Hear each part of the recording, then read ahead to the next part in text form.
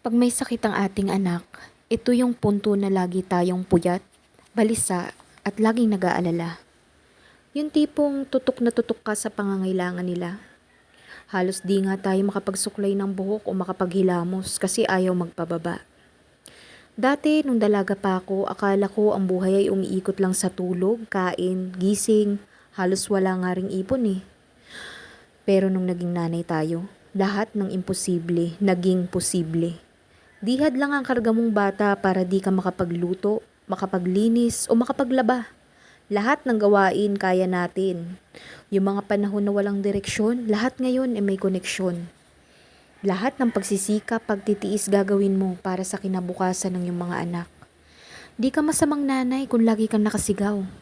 Di ka masamang nanay kung ayaw pumasok sa paaralan ng iyong anak. Di ka pabayang nanay kung naubusan na isusuot ang iyong anak. Di ka pabayang nanay kung minsan madumi ang bahay.